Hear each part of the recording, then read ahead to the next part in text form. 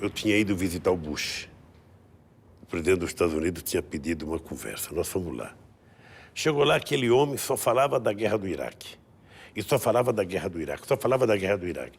E chegou o momento que eu falei, presidente, eu não tenho nada contra o Iraque. A minha guerra não é contra o Iraque, a minha guerra é contra a pobreza no meu país, é contra a fome no meu país.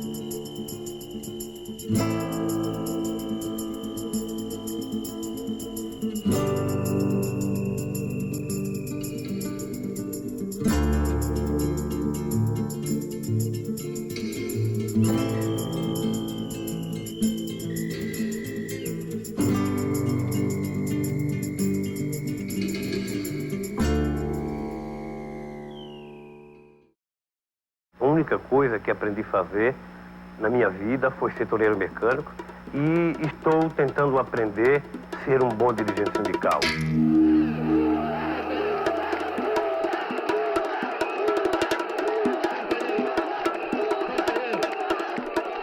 ¿Qué características hay que tener para provenir de una familia muy humilde como es la suya y poder llegar a presidente? O sea, que cualquiera puede. Bueno, ¿qué es lo que tiene que tener cualquiera para poder llegar a ser presidente? Olha, eu acho que há uma evolução da consciência política de um ser humano. Eu, por exemplo, até 1978, eu odiava política, eu não gostava de política. O meu mundo se resumia ao movimento sindical, às lutas operárias. E 2 anos depois eu estava fundando um partido político, estava sendo candidato a governador e depois virei presidente da República. Eu acho que há uma coisa maravilhosa nisso, que é o fato de você despertar nas pessoas mais humildes a ideia de que ele pode chegar lá, de que ele pode ser um vencedor. E eu faço questão de dizer isso em muitas conversas com o movimento social, que não há hipótese de um ser humano desanimar porque está com um problema na vida. Eu, até 1969, eu não estava nem no sindicato. Eu entrei no sindicato por acaso. Eu fui ao sindicato, cheguei no sindicato numa assembleia, eu fui convidado pelo meu irmão, e na assembleia saiu uma briga entre os comunistas, e eu não entendia nada disso, entre os comunistas e os não comunistas, e houve uma briga, quiseram bater no meu irmão, e a partir desse momento eu comecei a gostar do sindicato. E 2 anos depois eu já estava diretor do sindicato. Aí o sindicato foi a escola que eu não tive, ou seja, o sindicato me politizou, me preparou, sabe? E do sindicato veio o partido, do partido veio a candidatura, da candidatura estou eu aqui, presidente da República. Muita gente hoje brinca no sentido, questiona no sentido de dizer por que trocar o sindicato por um partido político. E eu tenho afirmado de que sindicalismo a gente faz para tentar melhorar o relacionamento capital e trabalho. E política a gente faz para transformar a sociedade.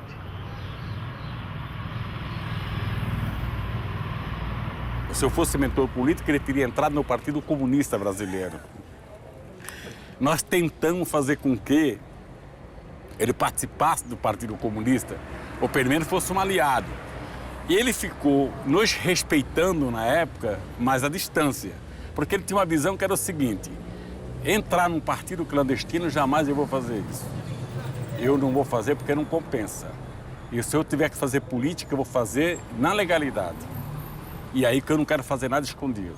Que nem vocês ficam se reunindo clandestinamente. Isso eu não quero, cara. Eu vou fazer abertamente, eu quero fazer abertamente. E é isso que ele fez.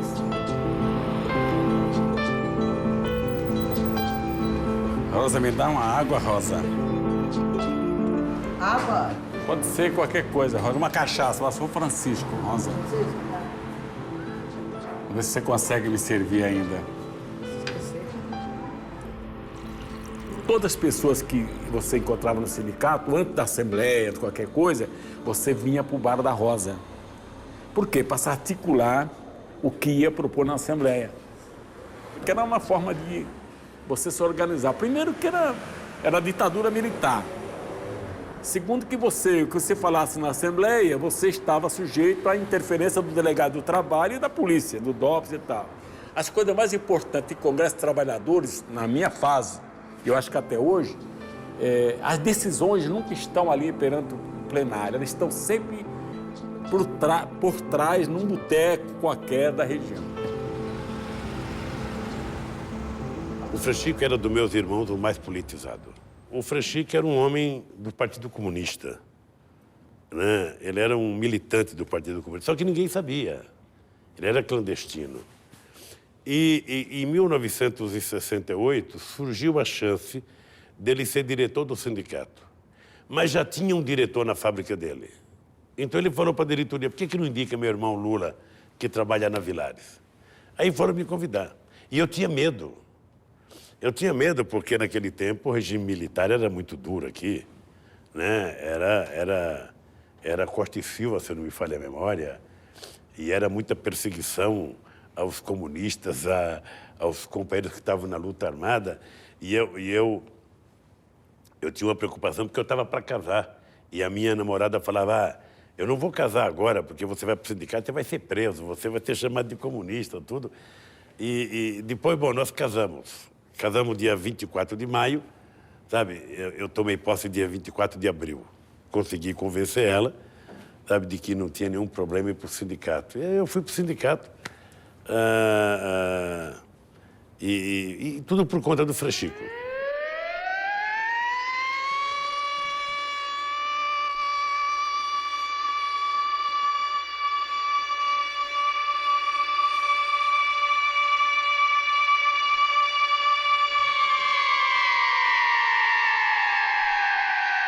E é engraçado porque o Frechico era vice-presidente do Sindicato de São Caetano.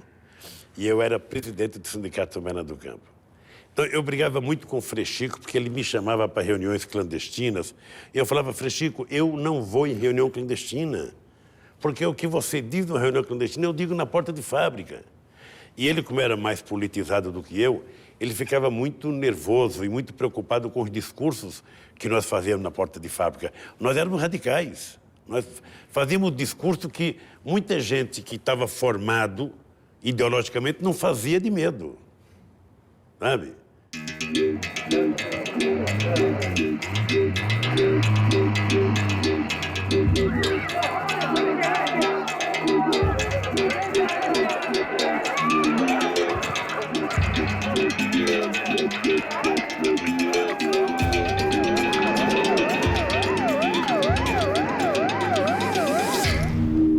Depois, o meu irmão foi preso em 75.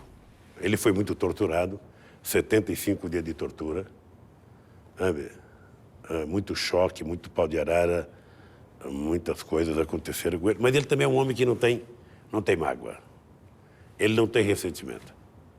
Eu quando ele saiu da cadeia, eu falava para ele, Frechico, por que você não se vinga do torturador?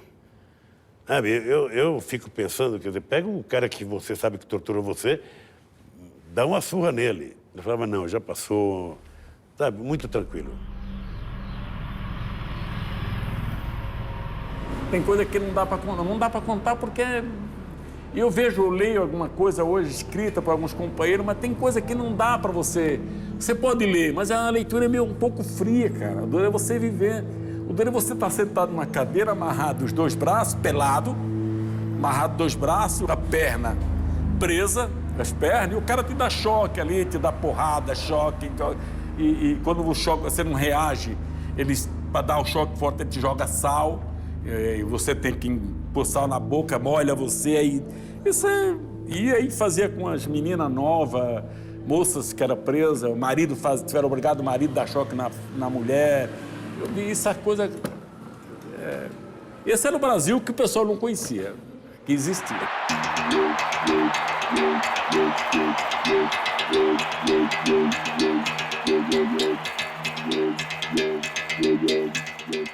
Cuando falleció su madre, ¿usted estaba detenido? ¿Estaba en ese momento preso? Minha mãe não sabia que eu estava preso, porque eu e meus irmãos acertamos de não deixar nem ela ver televisão, nem saber que eu estava preso, porque ela já estava com câncer. Ela foi internada, e aí eu fui visitar ela 2 vezes, eu estava preso.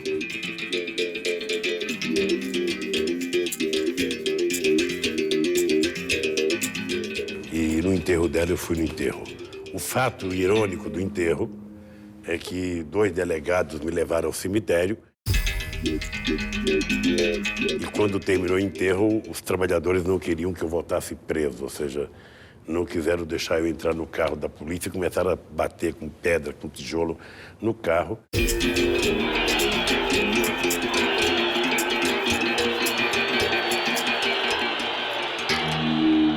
E aí eu tive que convencer os trabalhadores que eu tinha que entrar no carro, sabe, para voltar a ser preso, porque tinha mais 13 companheiros presos. Então, eu também não queria praticar nenhum ato E a prisão estava tranquila porque tinha muita gente do lado de fora prestando solidariedade, exigindo, e eu sabia que era apenas a questão de dias ou mais dias. Mas aí a coitadinha morreu e sem saber que eu estava preso.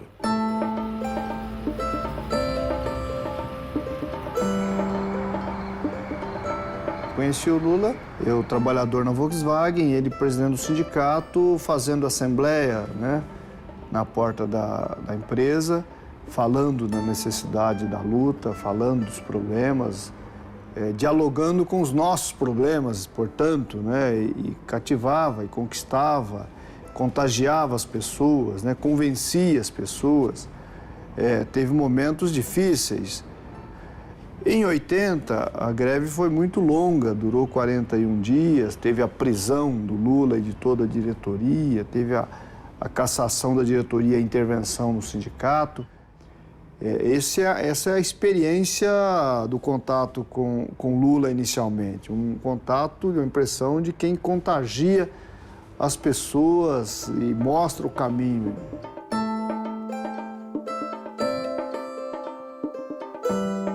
O presidente do sindicato não precisa fazer grandes assembleias.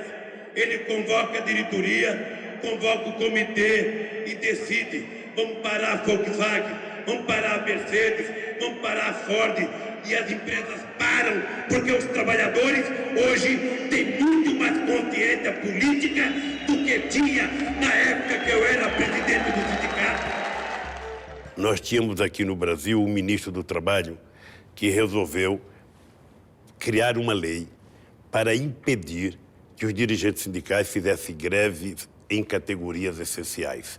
Bancários, trabalhadores de postos de gasolina, professores. E eu me rebelei contra essa lei e vim a Brasília, na Câmara dos Deputados, falar com os deputados que não poderia aprovar essa lei.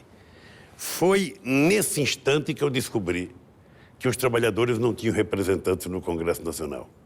E eu voltei para São Paulo pensando, peraí, como é que eu quero que façam leis para favorecer a classe trabalhadora se nós não temos trabalhadores no Congresso Nacional?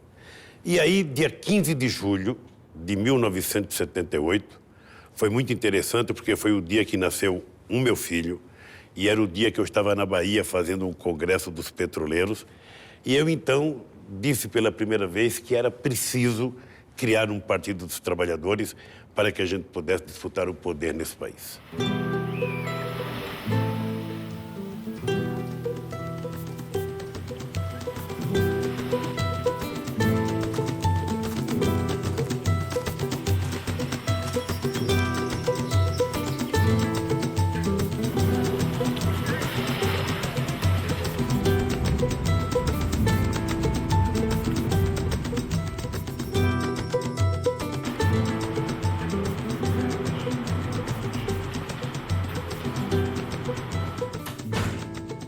Esse aqui é o arquivo, é o coração do partido. A gente construiu o partido, era na busca de recurso, era se levantando 4 horas da manhã, era indo para as portas de fábrica, era indo para as greves, era na porrada mesmo. Diga-se de passagem que eu votei nele para deputado federal contra a vontade do meu ex-marido. Ele nem sabe, ele queria que eu votasse em Maluf E eu votei no presidente Lula naquele tempo. Ele tinha um pôster desse tamanho de Maluf, bem na porta da minha casa. E eu não vou votar nesse cabra safado que chama o meu presidente de sapo barbudo. Eu vou votar no Lula. E eu votei no Lula. E dali em diante, pronto, eu fui tomando gosto pelos princípios dele, pelas coisas que ele passava. E foi tudo muito... Foi acontecendo.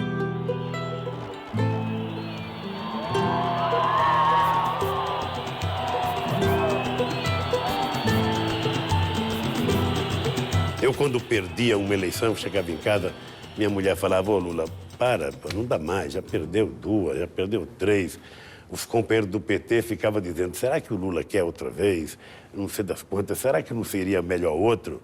Sabe, chegava na época da eleição, eu perdi as eleições em novembro, e em janeiro eu começava a viajar ao Brasil. Para quê? Para levantar a moral da minha tropa. Ou seja, estava todo mundo cabisbaixo, todo mundo triste porque tinha perdido. Eu já começava a viajar o Brasil inteiro para levantar a cabeça que nós íamos vencer. Ou seja, nós temos que ser perseverantes, nós temos que lutar, acreditar. No meu caso, eu perdi 3 eleições, eu poderia ter desistido, ou seja, e eis que, pela perseverança, eu consegui chegar lá.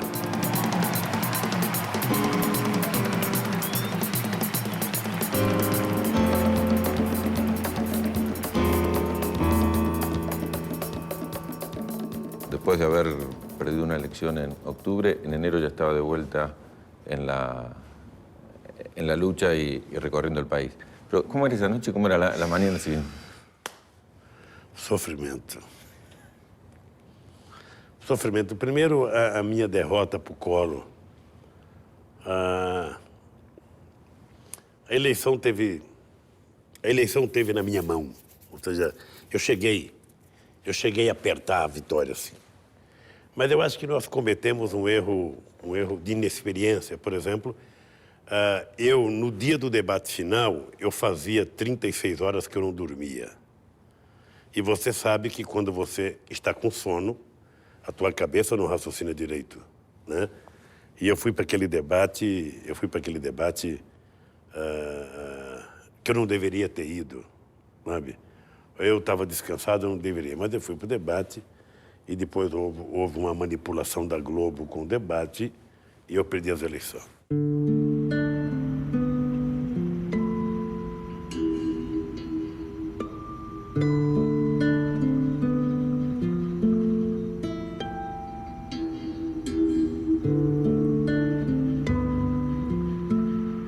Mas você quer saber o que eu penso hoje? Eu acho que teve o dedo de Deus ali. Eu acho que nós não deveríamos ter ganho aquelas eleições. Porque nós éramos muito radicais.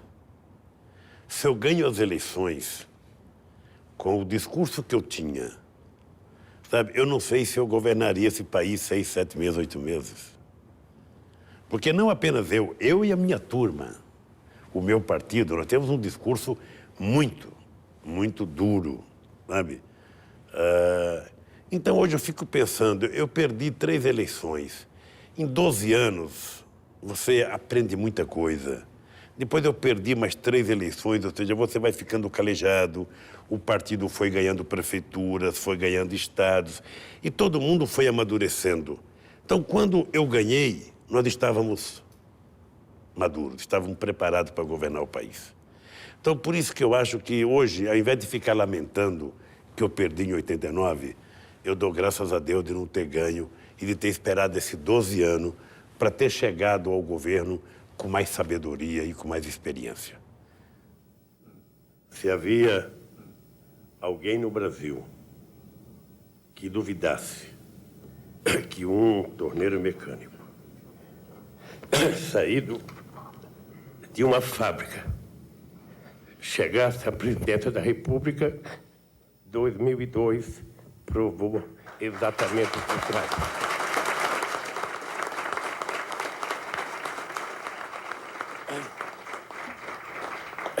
E eu, que durante tantas vezes fui acusado de não ter um diploma superior, ganho como meu primeiro diploma o diploma de presidente da República do meu país.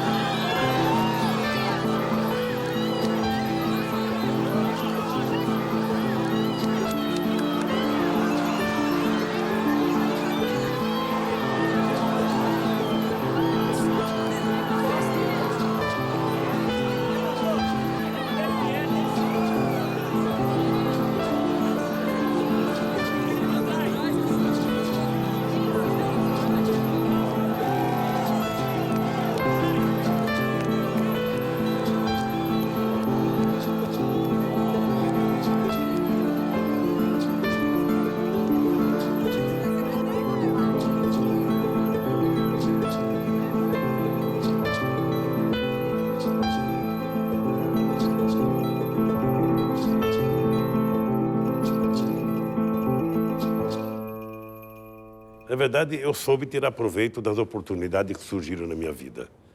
Então, eu dou graças a Deus da minha mãe ter vindo para São Paulo. Eu dou graças a Deus, sabe, de eu ter aprendido uma profissão. Ser torneiro mecânico na década de 60 e na década de 70 era você quase que ser um artista, porque era um trabalho muito manual, ou seja, você não tinha torno automático como você tem hoje, ou torno, sabe, programado, em que você coloca um programa e a peça sai pronta, né? Você bota um pedaço de ferro, bota um programa e aperta e sai um copo de ferro. Ou seja, não, naquele tempo você tinha que fazer tudo à mão. Sim. Era tudo à mão, era tudo... Sabe, era quase que um artesanato, era uma coisa bonita, uma coisa gratificante. Bom, e a profissão, obviamente, que ela me fez saltar de ganhar um salário mínimo para ganhar 10 salários mínimos. Ou seja, então minha vida mudou substancialmente. Eu, como torneiro mecânico, eu tinha carro. Eu, como torneiro mecânico, levava a minha mulher para almoçar em restaurante pelo menos 2 vezes por mês. Agora deve ter caído muito, porque agora virou muito operador de máquina. Naquele tempo, não. Naquele tempo, um ferramenteiro, um mandrilhador, um fresador, sabe? Um torneiro mecânico era coisa boa, ajustador. Eu acho que a gente ganhava até mais do que médico naquela época, sabe? Era uma profissão muito importante. E, obviamente, que graças a eu ter me formado torneiro mecânico, que eu estou aqui hoje. Senão, eu não sei o que seria do meu futuro.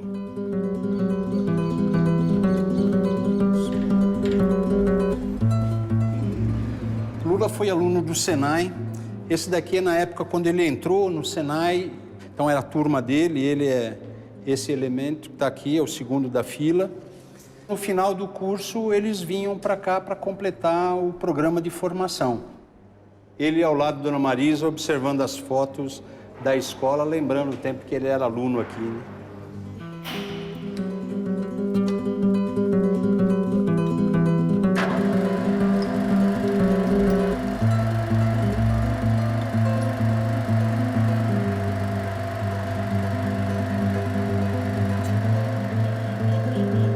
Quando, em 1961, eu fui para o Senai, já foi, para minha mãe, a glória máxima. Ou seja, eu era o filho caçula, o mais novo dela, que ia ter o direito de aprender uma profissão. Então, eu fui, dos meus 8 irmãos, eu fui o primeiro a ter uma profissão. Eu fui o primeiro a ter uma casa, eu fui o primeiro a ter uma televisão, eu fui o primeiro a ter um carro. Aí depois eu passei a ganhar um pouco mais, porque eu era um profissional. Aí fui para o sindicato virei presidente do partido virei presidente da República. Então eu não imagino como é que a minha mãe, ela que tinha um orgulho muito grande de eu ter entrado no Senai, né? Eu fico imaginando se ela estivesse viva para ver o caçula dela ter chegado à presidência da República, eu acho que seria o máximo. Mas como eu acredito em outra vida, e eu acho que ela está vendo isso.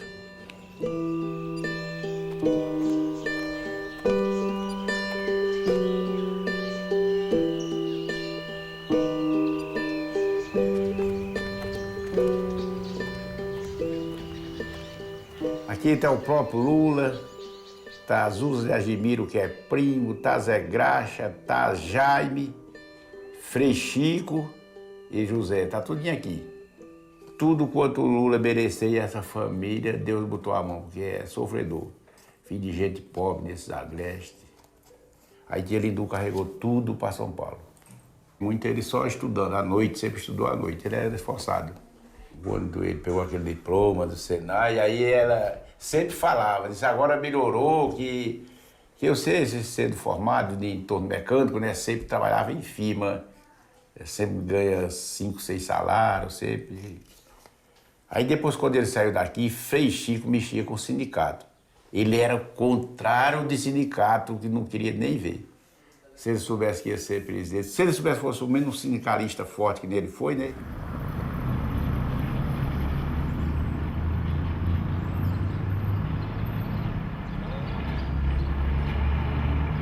Habiendo colocado desde el inicio del gobierno el tema de la igualdad, el tema del hambre, el tema de tener un país mucho más justo, ¿cómo se podría definir el modelo brasileño hoy? Eu tomei posse dia 1º de janeiro. No dia 10 de dezembro, eu tinha ido visitar o Bush. O presidente dos Estados Unidos tinha pedido uma conversa. Nós fomos lá. Chegou lá, aquele homem só falava da guerra do Iraque. E só falava da guerra do Iraque, só falava da guerra do Iraque. E chegou o momento que eu falei, presidente, eu não tenho nada contra o Iraque. A minha guerra não é contra o Iraque, a minha guerra é contra a pobreza no meu país, é contra a fome no meu país. Sabe, porque ele estava quase que querendo que o Brasil participasse da guerra do Iraque. O que o Brasil tinha com o Iraque? Pois bem, e nós sabíamos que não tinha armas químicas no Iraque, porque o presidente da comissão era um brasileiro, que hoje é embaixador em Londres. E ele dizia textualmente que não tinha armas químicas no Iraque. Então, houve duas mentiras. A do Bush, dizendo que tinha armas químicas para justificar a guerra, e a do Saddam Hussein, sabe, porque tinha mentido tanto para o seu povo que não teve coragem de dizer que não tinha armas químicas. Ou seja, então você destrói uma nação por vaidade e sei lá por quê. Num país do tamanho do Brasil, iniciar qualquer campanha de coleta de alimento é uma verdadeira operação de guerra e deve ser feita com muito cuidado e planejamento para que todo esse enorme esforço atinja plenamente os seus objetivos. Nossa guerra não é para matar ninguém, é simplesmente para salvar vidas.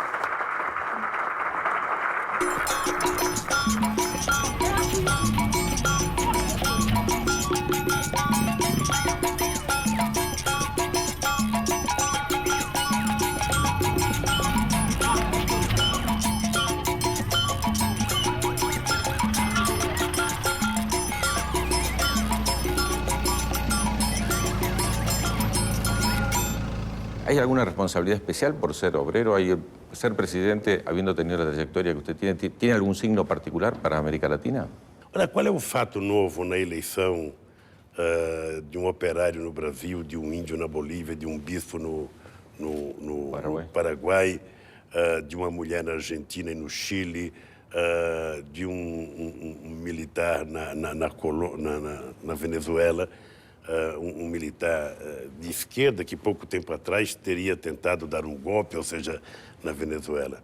Eu penso que a mudança política e cultural que está acontecendo no nosso continente.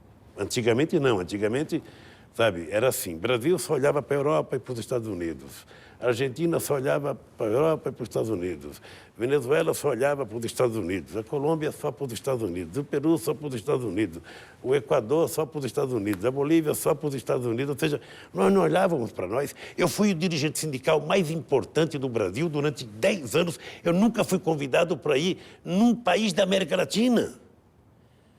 Mas todo mês eu ia para a Europa, todo mês eu ia para os Estados Unidos, ia para a Alemanha, para a Suécia, para a Finlândia, para a Noruega, sabe, para Londres. E nunca na Argentina, nunca na Colômbia, nunca. Por quê? Porque nós dependíamos, sabe, da matriz. E agora não, agora nós estamos dependendo de nós.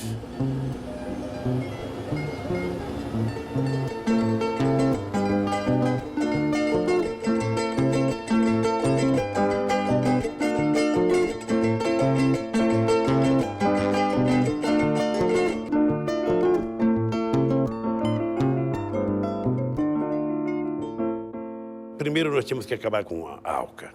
Ou seja, a ALCA era uma peça de ficção dos Estados Unidos para o Brasil, né? Porque que era o país industrializado. E eu achava que, se vocês não fizerem como a Europa fez com Espanha e com Portugal, sabe, não tem nenhuma chance. Então não existe esse negócio de ALCA. Bom, acabamos com a ALCA. Depois, nós temos que mudar a geografia política e comercial do mundo. A gente não pode ficar do jeito que está.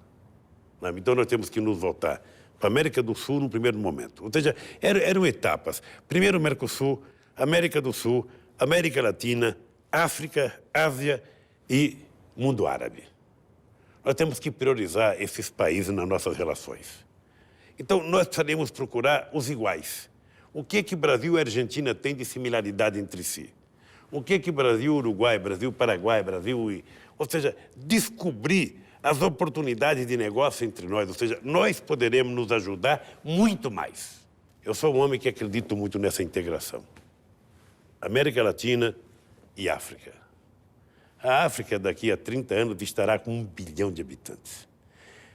Se desse 1 bilhão de habitantes tiver 500 milhões comendo, sabe, você imagina que é uma nova China, sabe? E os países ricos têm que ajudá-los a se desenvolver, porque eles serão compradores de máquina dos países ricos.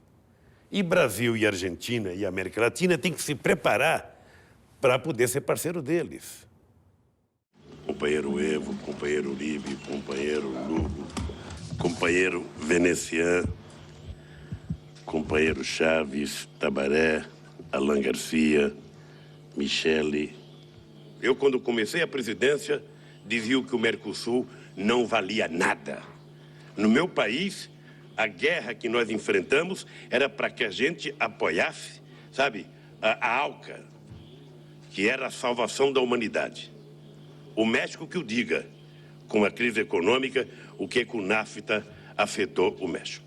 E eu tenho certeza que em quase todos os países não faltaram manchetes para dizer que a Unasul era um fracasso, que a Unasul não resolveria nada, que a Unasul era um bando de gente que não se gostava ou que não se compreendeu.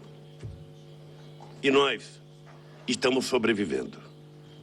Eu não me preocupo porque na minha vida, tudo que eu conquistei foi na base do sacrifício.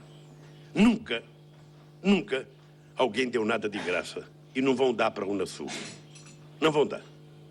O que eu tenho consciência é que a Unasul, no século XXI, ela pode fazer uma mudança radical do que aconteceu no século XX, descolonizar a mente intelectual de boa parte da nossa elite e começar a acreditar de que a solução dos nossos problemas está em nós e não está fora do nosso continente.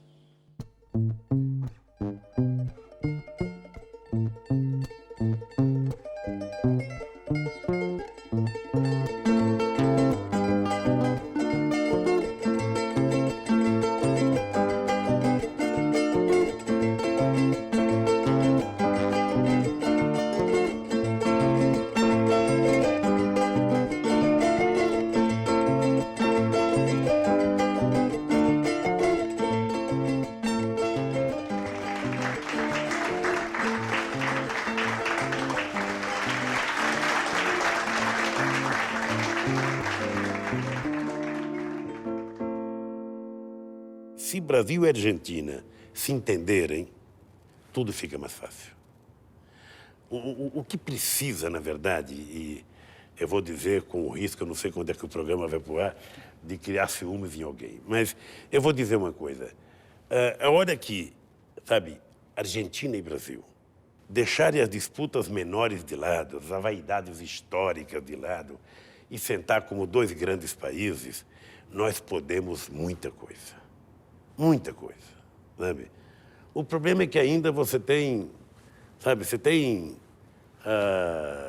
restos de preconceitos históricos, da disputa. Eu lembro de Fernando Henrique Cardoso e Menem. Eles disputavam para ver quem era mais amigo do Clinton. Né? Disputavam. Eu tomei 2 cafezinhos em Campo David, eu tomei 1, eu tomei 3. Sabe, isso não acrescenta nada.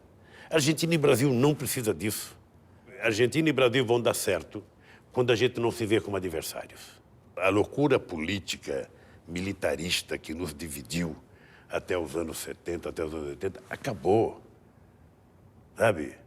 Não tem que ter fronteira, sabe, proibitiva, não. Você tem que, sabe, nós temos que nos sentir, sabe, como irmãos sobre qualquer coisa. Será mais fácil para todos nós. Então é assim que eu vejo. Muita paixão, mas muita vontade de trabalhar.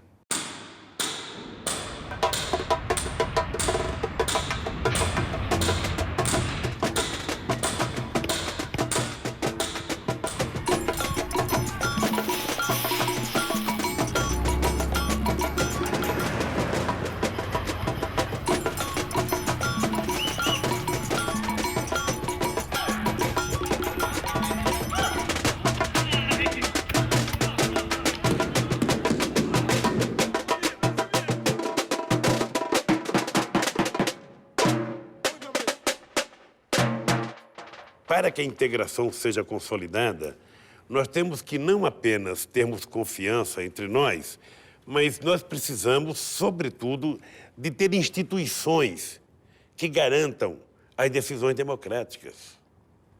Sabe? Ou seja, nós ainda não temos fórum.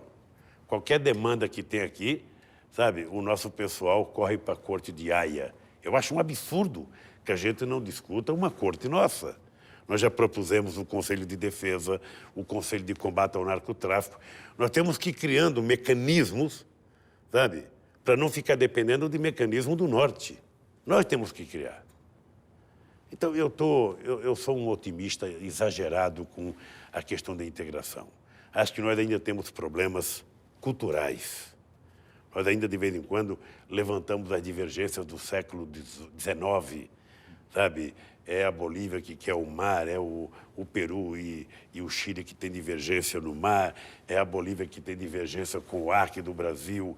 Ou seja, sabe, não é possível. Nós precisamos pensar no século XXII. Nós temos que aproveitar o século XXI e transformar a América do Sul, a América Latina, num baita de um continente. Isso é possível em paz, democracia e com instituições fortes. E com muita política social. Né? E você, como educador, sabe que é preciso fazer muito investimento em educação. Muito. Ou seja, com 15 ou 20 anos de investimento em educação, você faz a mais extraordinária revolução que uma nação precisa. E é isso que estamos fazendo no Brasil.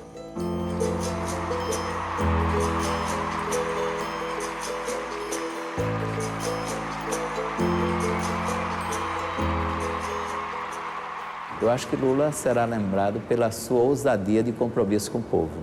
O grande revolucionário do povo brasileiro. Uma revolução sem armas, né? Uma revolução sem ditadura, né?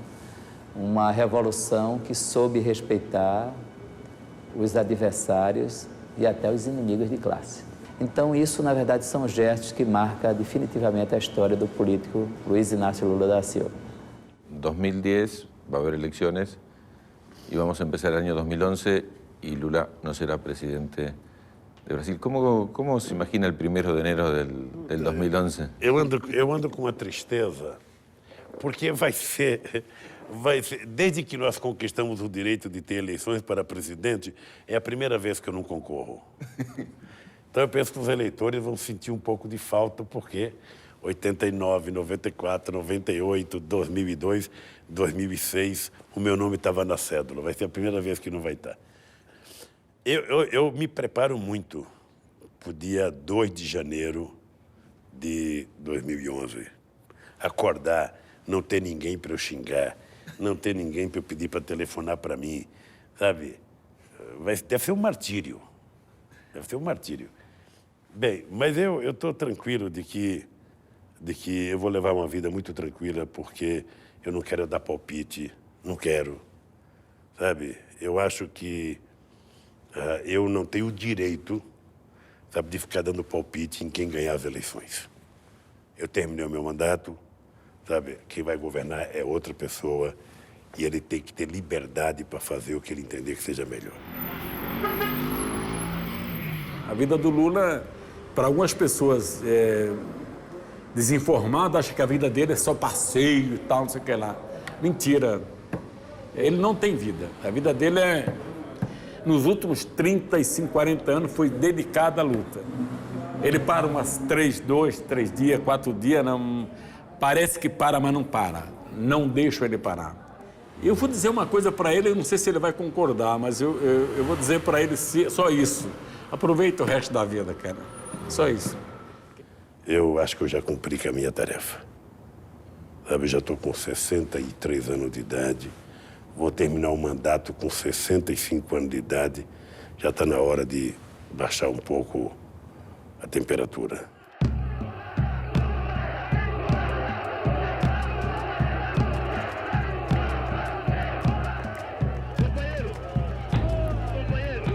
Amanhã nós daremos uma lição ao Brasil e ao mundo.